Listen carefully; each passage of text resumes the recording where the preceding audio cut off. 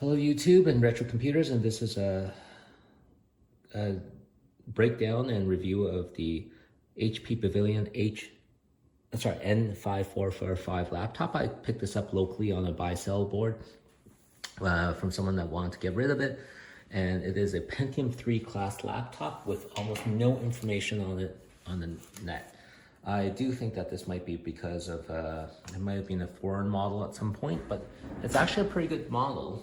It's just missing data on it, unlike some of the better serviced ThinkPad models. So this N5440 series, this particular model runs a Pentium 3 mobile. It runs PC133 SODIMMs, has an IDE hard drive, and has a bunch of multimedia functions, if you can see here. So let me just disconnect this. So it has a bunch of CD audio playback. It has a headphones jack.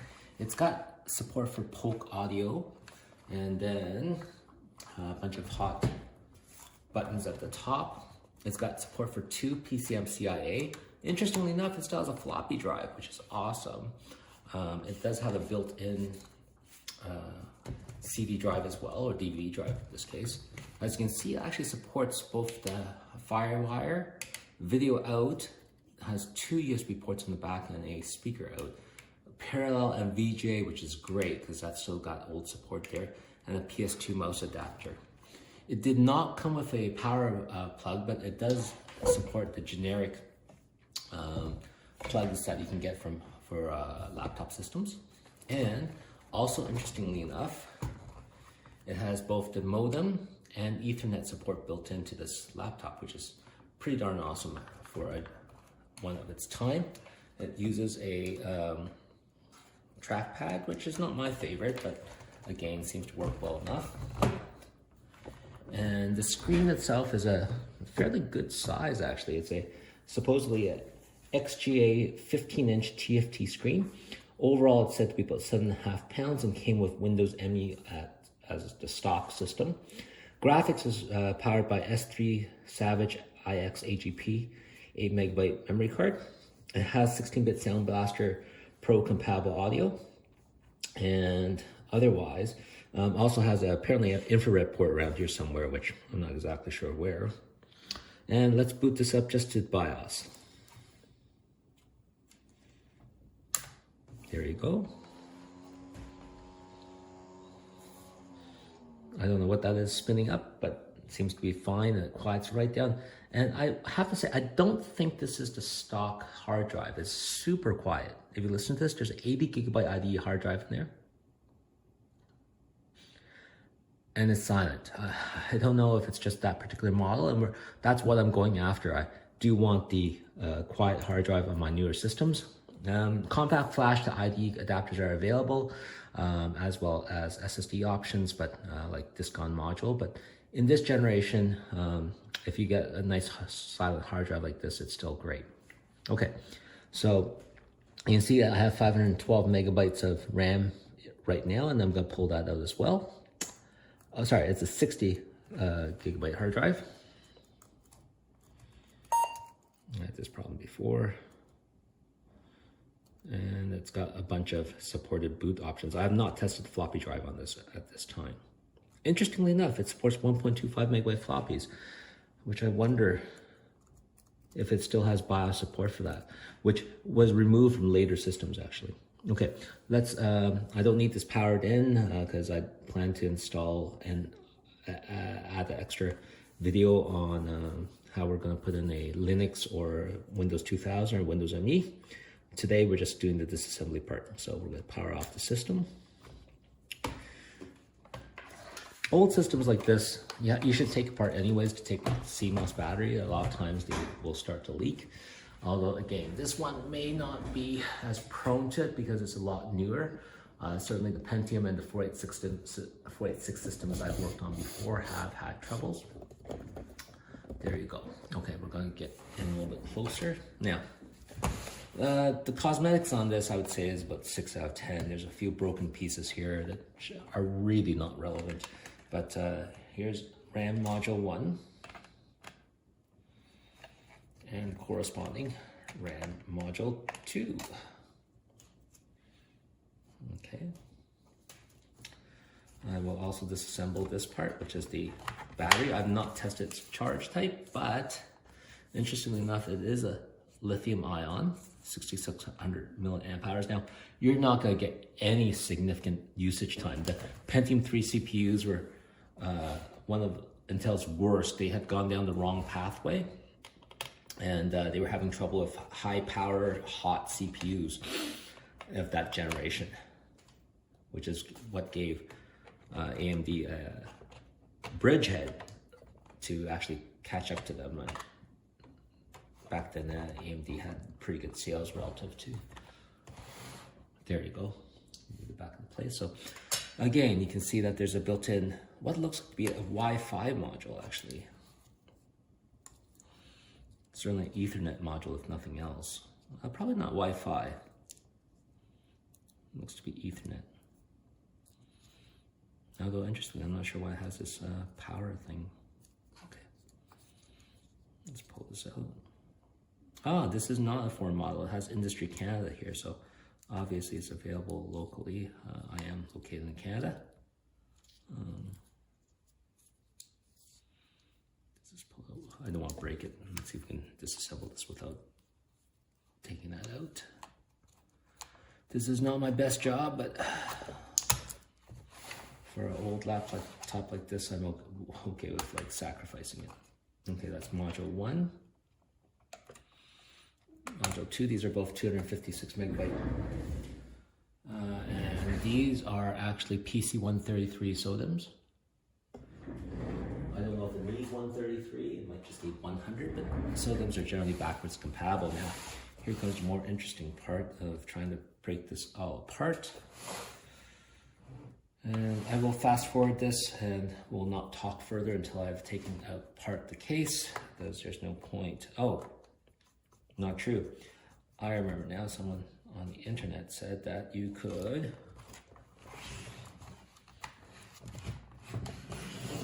remove it through the back.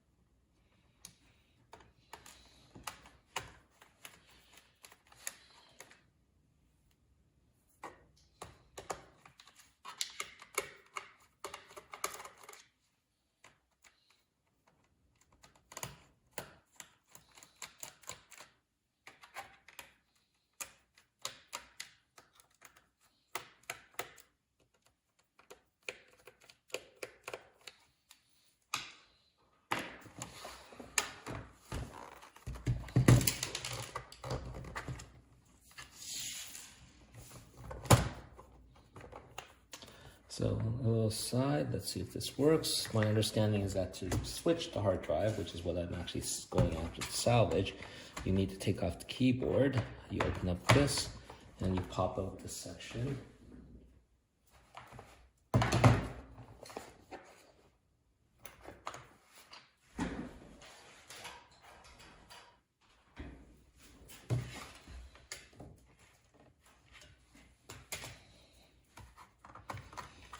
The keyboard apparently needs to come out to access the hard drive.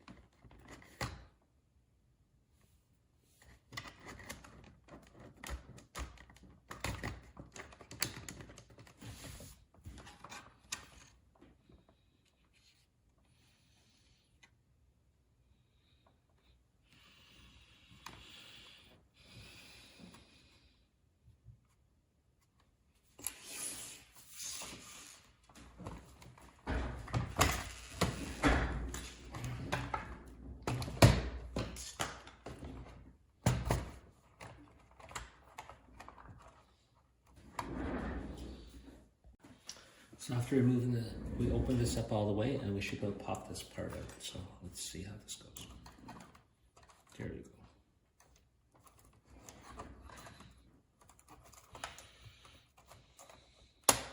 There we go.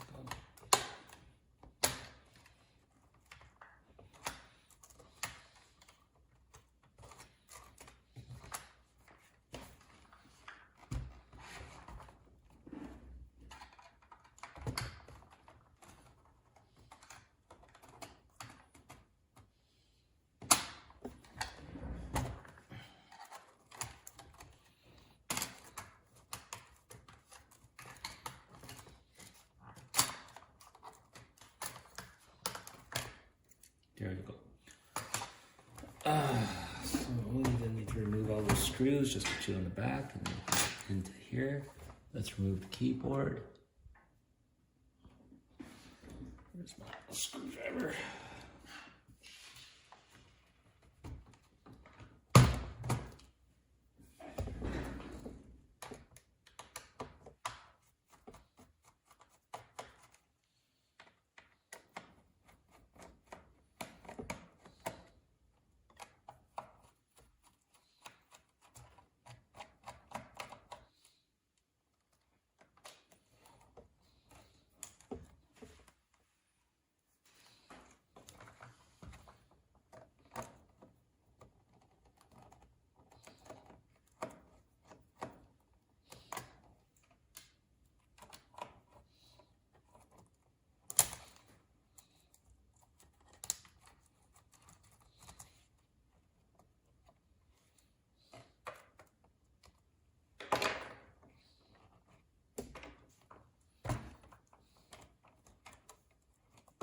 There's a fourth screw, let's see.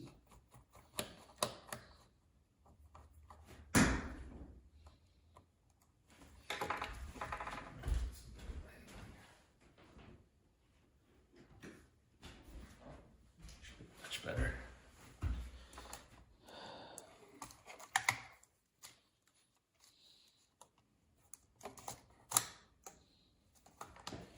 Ribbon cable. Usually you pull upwards gently. This will disengage it. And the whole thing on this ribbon cable comes out as one piece.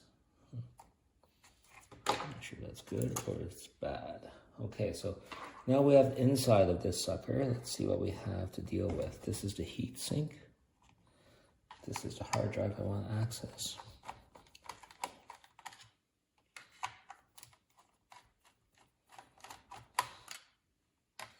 Interestingly enough, usually I would recommend coming into this and looking for the CMOS battery, because the CMOS battery here usually goes bad and it can kill your, it can dissolve traces and stuff.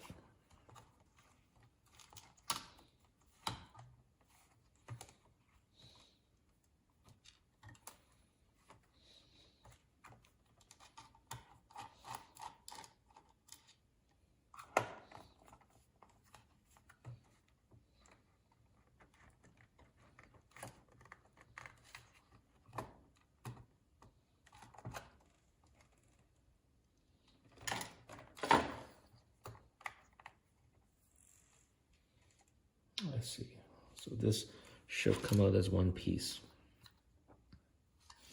Now I want to demonstrate to you just what the difference is in the noise level of these hard drives.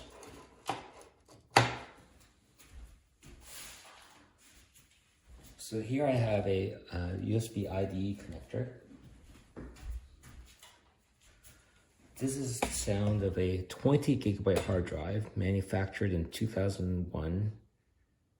Hitachi brand, July, and take a listen to this. And it's probably because bearings may be wearing out, but let's take a listen to this. Okay, as a side, here you go.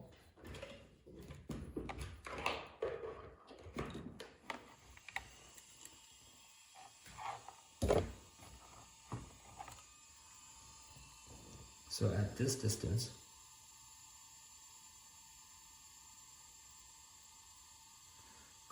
It's not the worst. The older hard drives are even louder than this. But that's the spinning speed.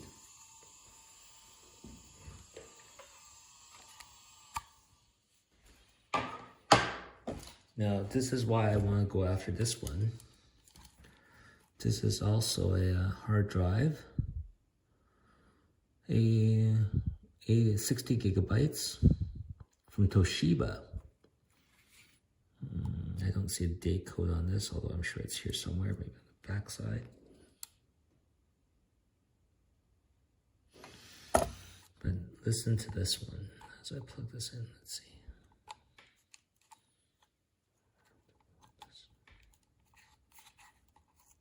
I have to remove it from this cradle first. Okay, let me remove it from the cradle. Look at all these screws.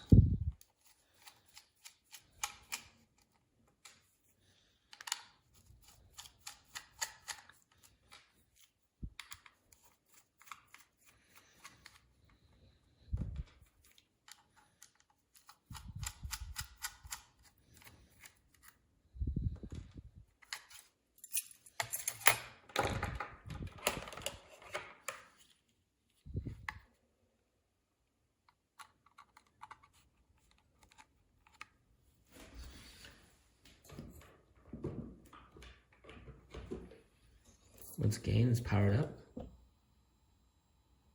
Listen to that drive.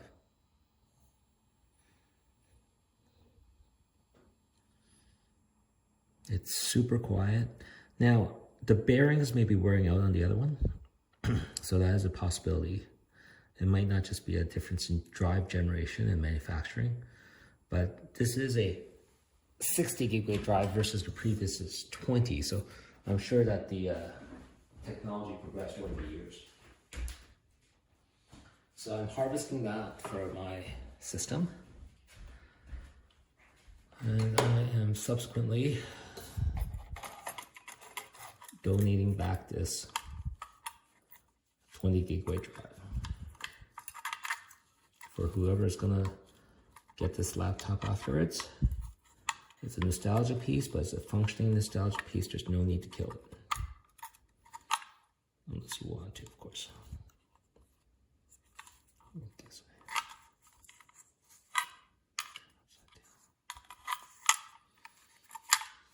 No, wrong way. Goes like this.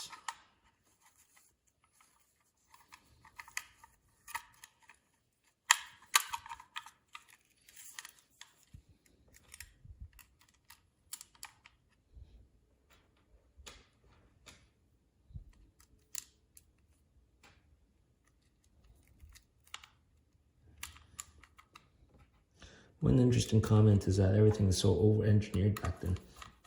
Like all these extra screws. Nowadays, you just have one screw securing a connector or hard drive in place, if even. But you can see that the hard drives and the computers from back in the 90s and 80s were just lots of metal, lots of parts.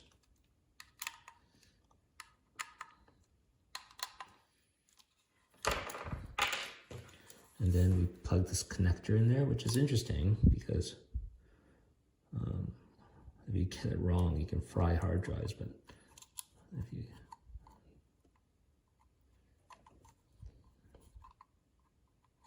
it's important to align it properly.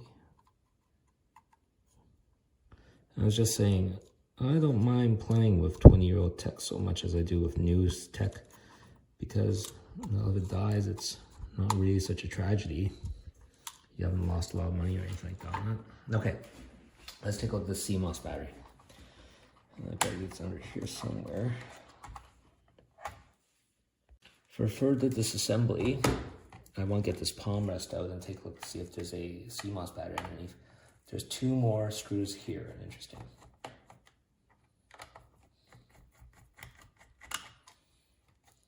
There's one.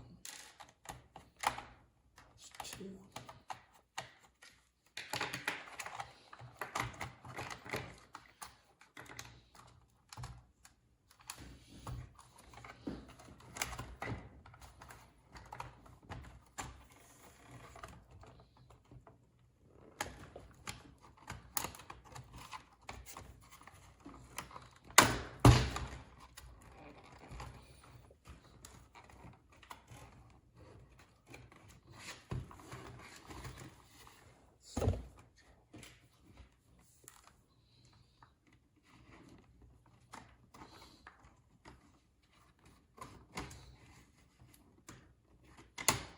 Oh, I see.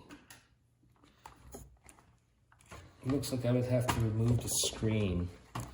The display screen is actually anchoring the system down.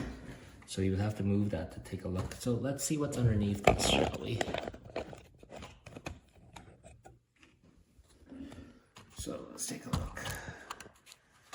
Are there any more CMOS batteries to be found? Well, I have a floppy drive.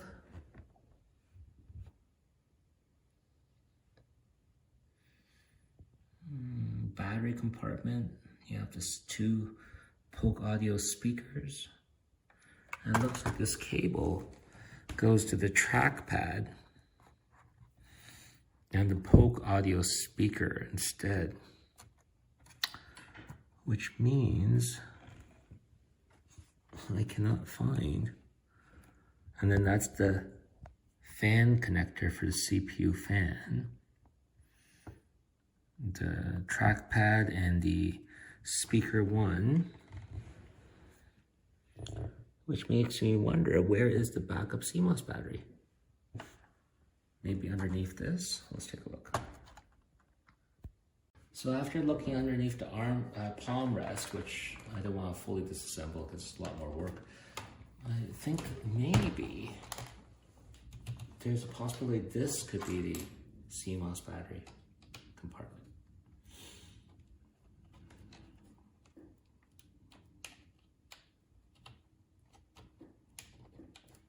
The plastics are mostly broken here, I'm afraid.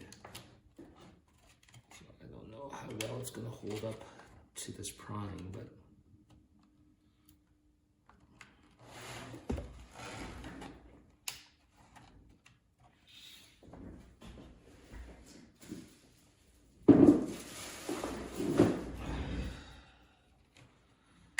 there it does look like there's a compartment here.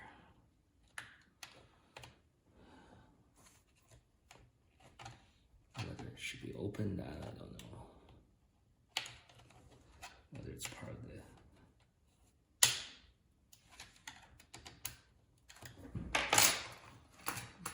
see what we're doing here, boys.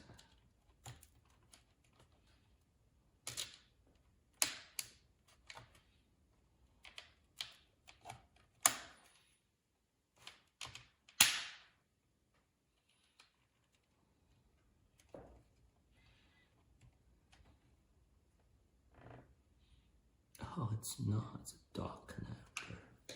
That's what this is.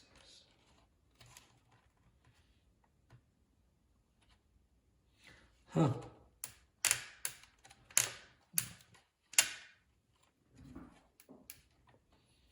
Well, paint me tickled.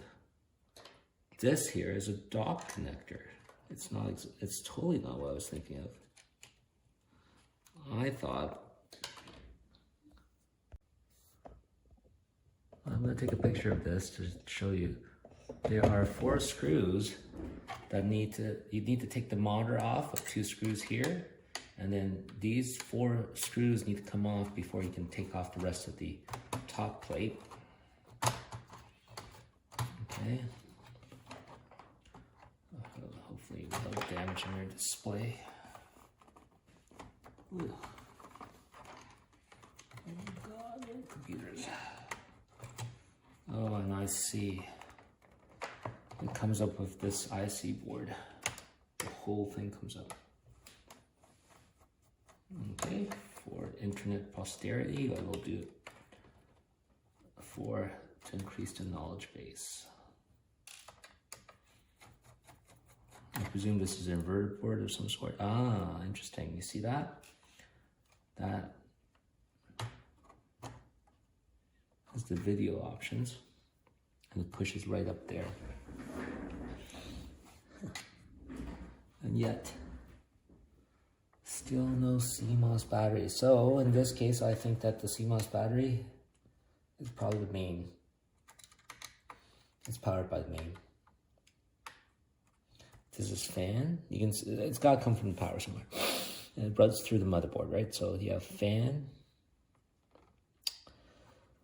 audio, 2 audio jacks. There's a touchpad.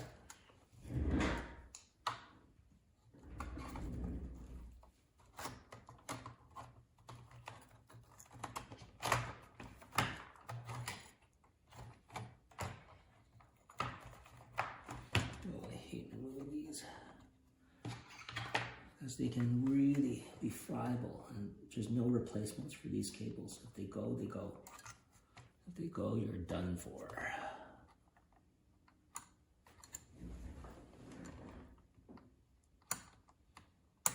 And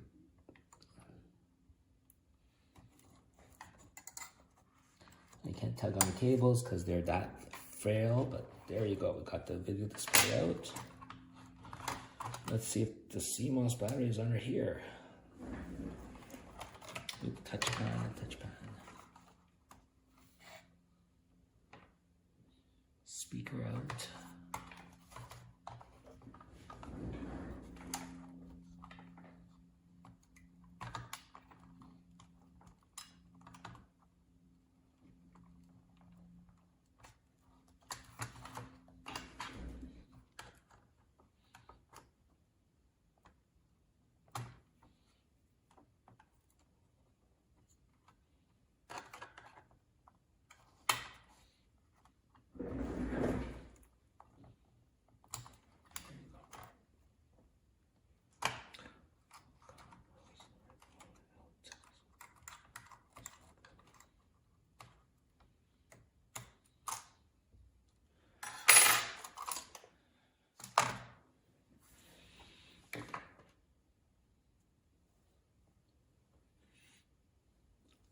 And there you have it. Top cover off. No space for a CMOS battery.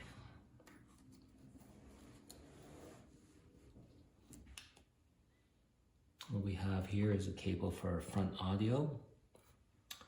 And we have the dual speaker audio. That's all we have. CMOS battery is powered by mains. Okay. I'll show this. This is mostly disassembled at this point. There you go. It's almost ready to come out. It could be on the second side now that I think about it. Should we go after it? That would be impressive. What is left keeping this in place?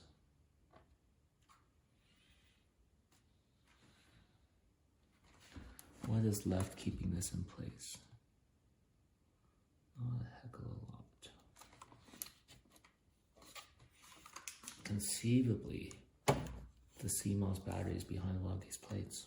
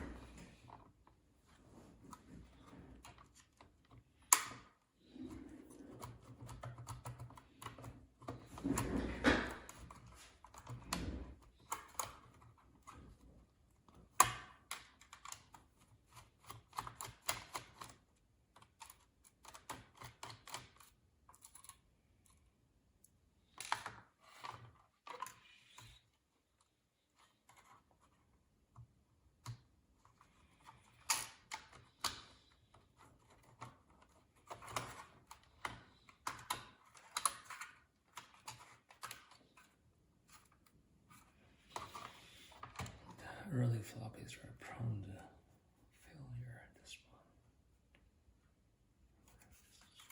Salvage.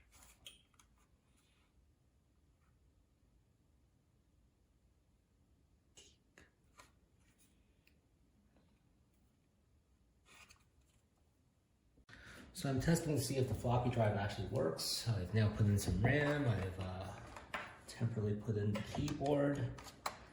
Hopefully I won't kill myself with this. Plugged it in.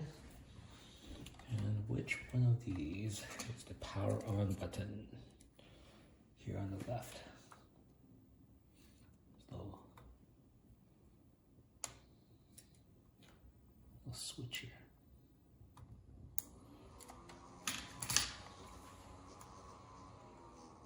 Interesting. That sound is the floppy drive booting up.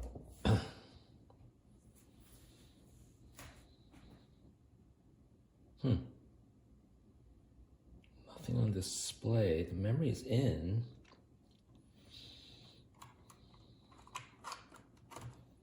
Maybe it's short somewhere. I don't know. Let me try this again. Let's use a.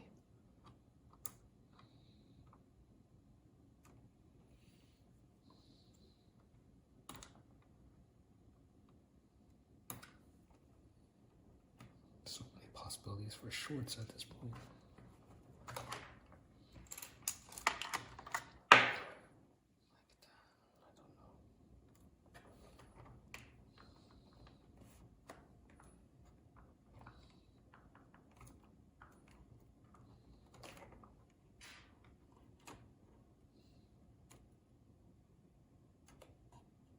Oh,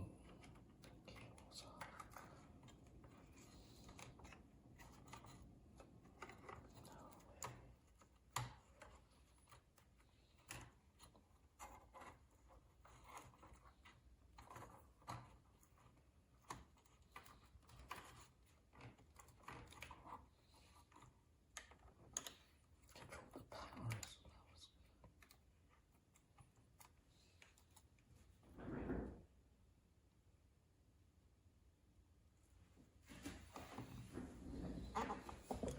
Spare stuff.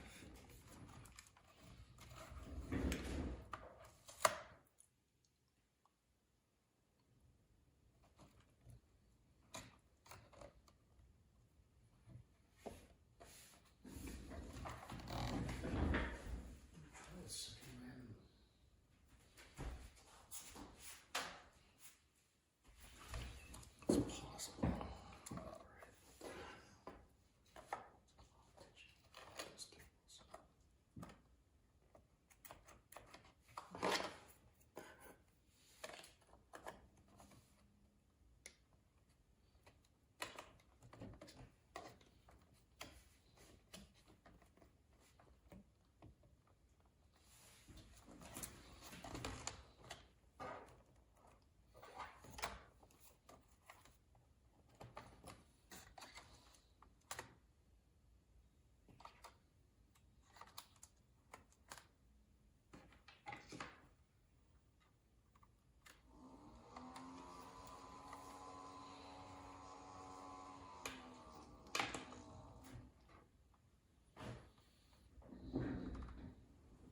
I see nothing from the display adapter.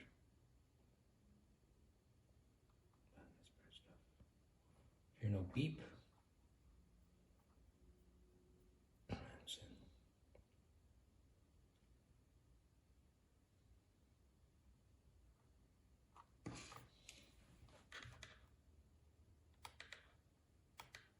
Okay, let's just call it a day.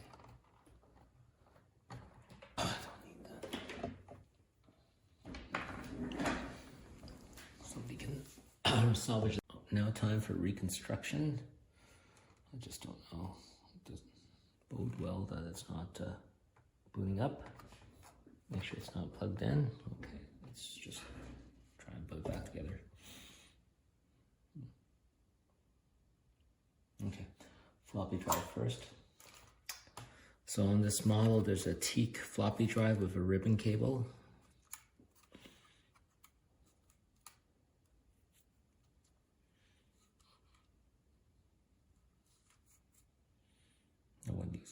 drives anymore, and it's got a CD. I wonder if I should just take it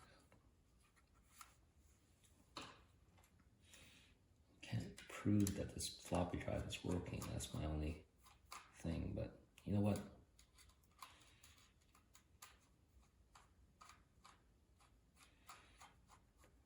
Let's call it a day. Okay.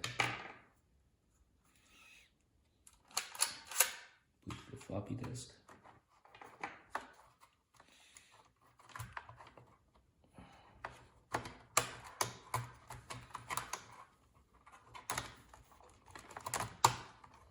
Okay. Let's get that cable back in first.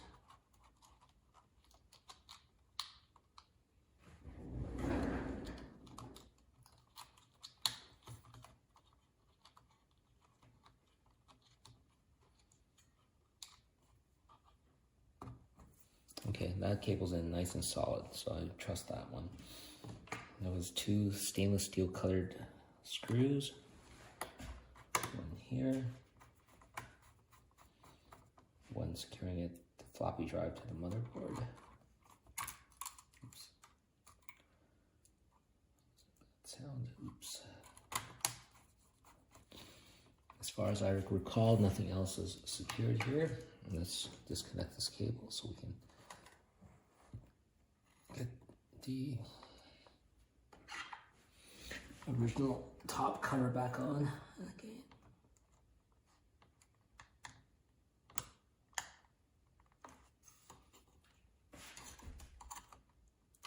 There we go. Thank goodness that came out fairly nicely. This is the top cover.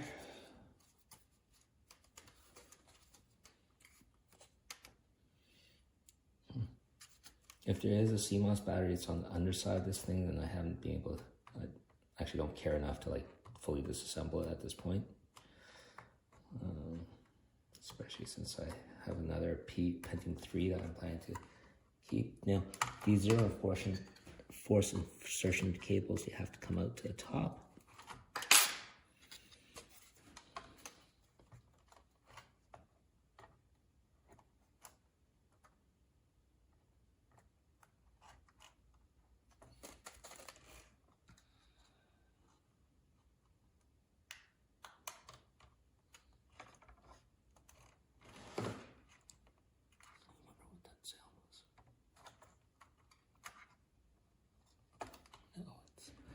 Still in, so if the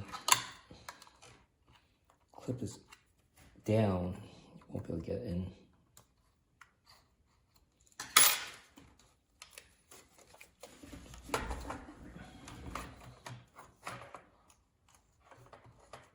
No, that's a solid clip. So then you push the cable in.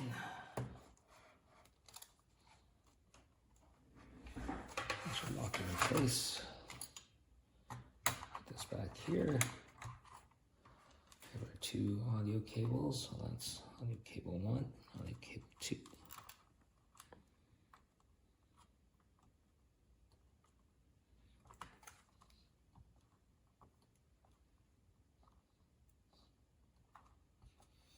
Satisfying click. Front speaker. Okay, and then nicely together. Okay, we're gonna put the 4 top screws here.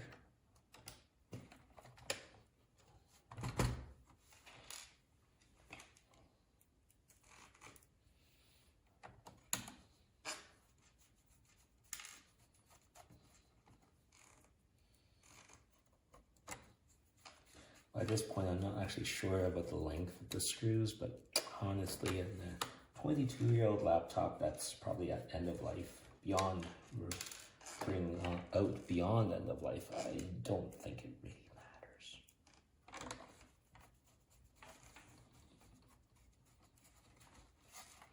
That brings those 4 together. Okay. As far as I recall, nothing else needs to be done right now. Let's get the monitor back in place. There we go, 1 and 2 locks in place. Now we need to actually screw them in. I presume it's these ones.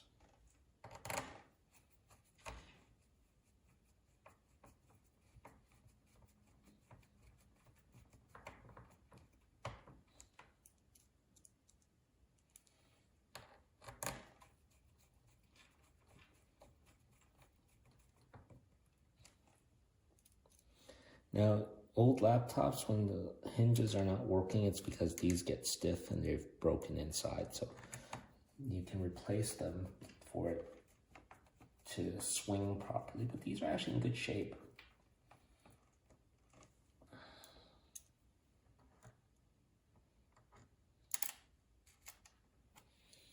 It really depends on how often how much these laptops are used. You can have the same laptop. So, one person may have used it a lot, and then another family might not have used it at all. So there you go. This is the video display cable. Hopefully it won't break it.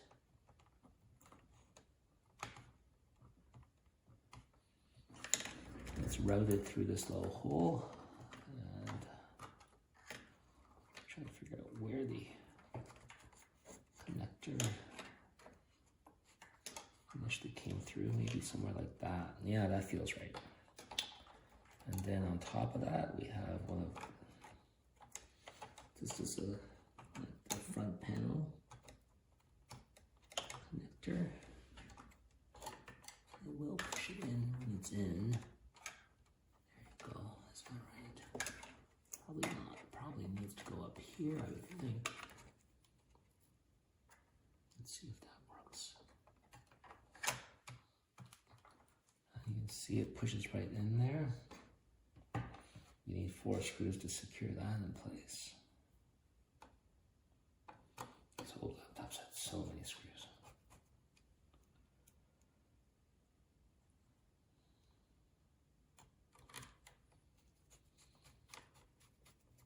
There we go. Ooh, not good. There's a slot that slides in on that right side.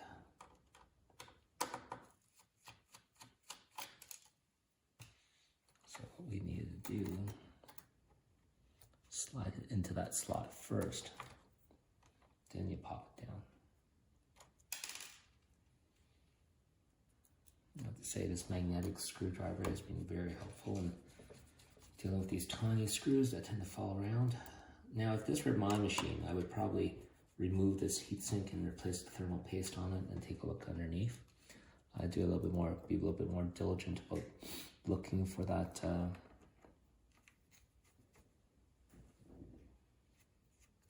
any sign of a CMOS battery. Okay, so this one should have all the screws underneath this machine.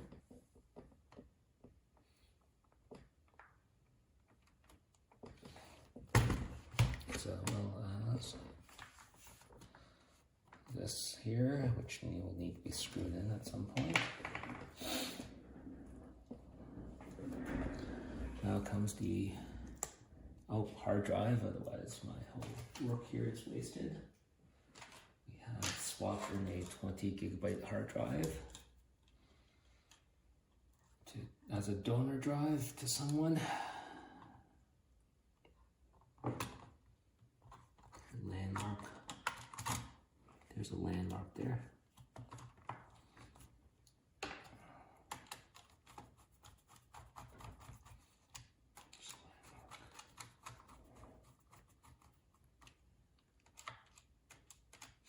I see, and that keeps that mid-frame in place as well. So this drive base serves 2 purposes.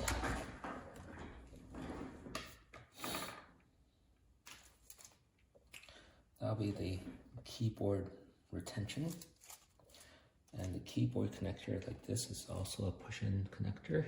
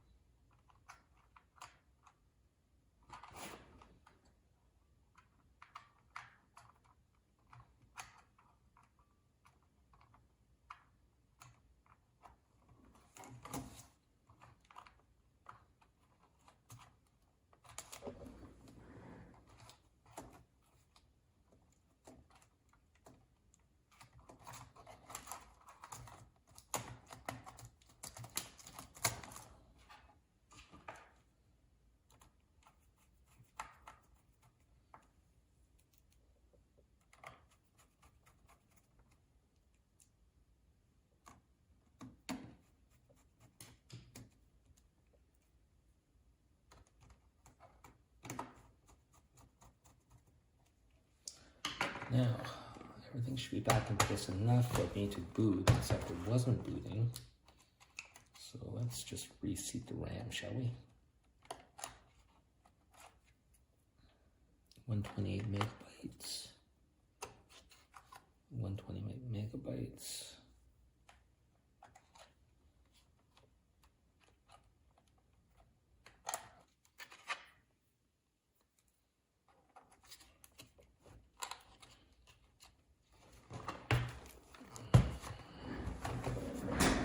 Let's connect the power and take a look.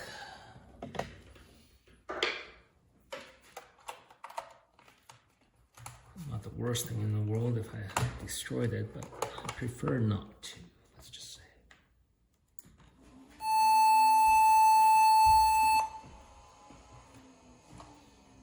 Sounds like it's booting again, but there's no video now.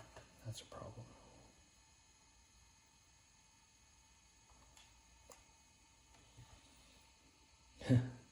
That's a problem.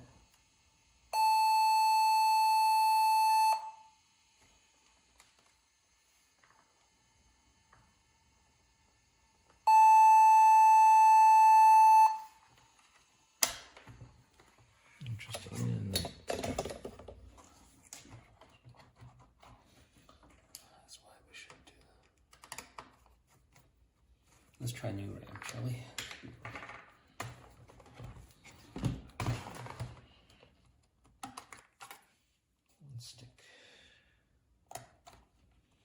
Let's revert back to the RAM that we know worked. RAM here.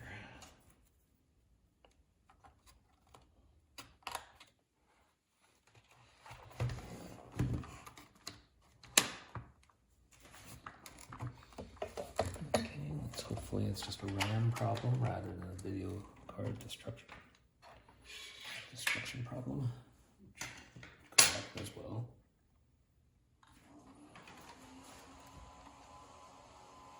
Makes me think it's, oh, there you go. It was a RAM problem. Holy cow. Imagine that. Imagine that.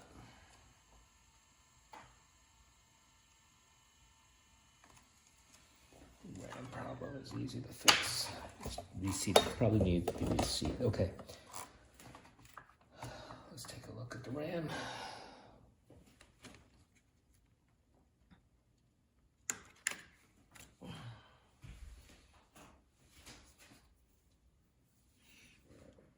Ironic that this RAM isn't.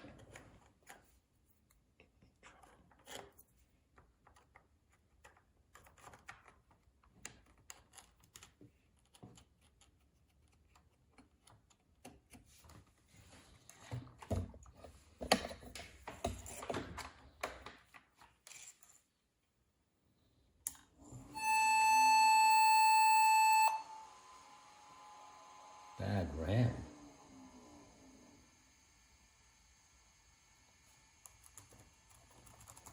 RAM.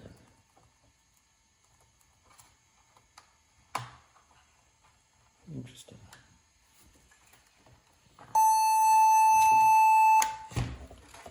Interesting. RAM.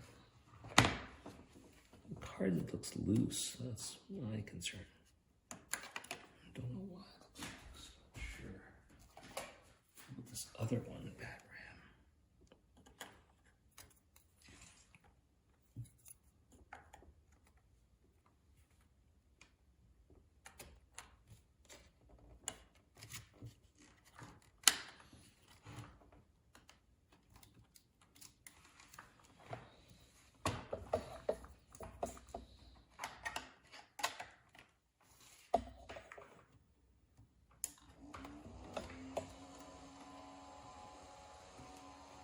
Oh, yeah. Oh, it was just one stick of bad RAM. Okay, so that's seated properly. We'll have to try again later. Okay, let's continue the assembly process.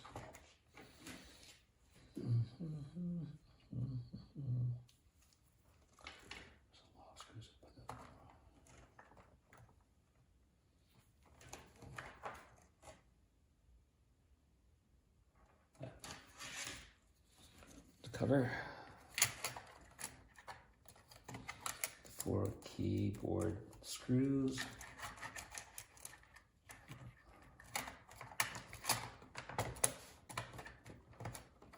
It clicks in.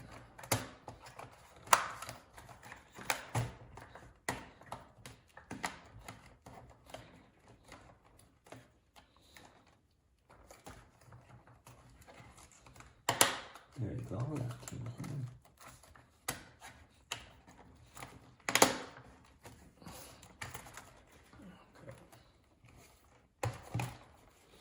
We're going to put the 2 back screws back on and continue plugging away at this.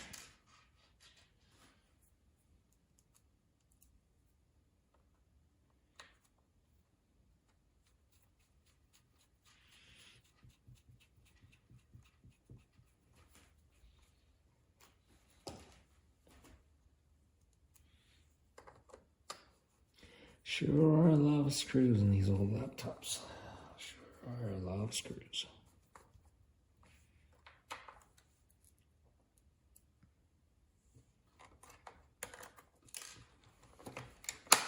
Ooh.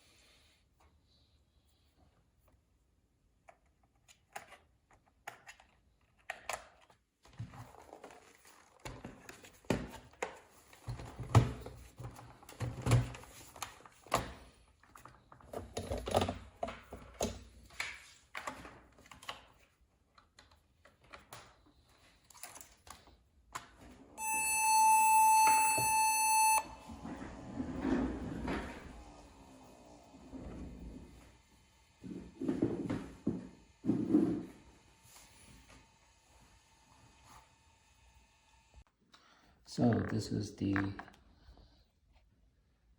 Pavilion HP N5445 booting up. That sound is ironically the floppy drive spinning up, I realized.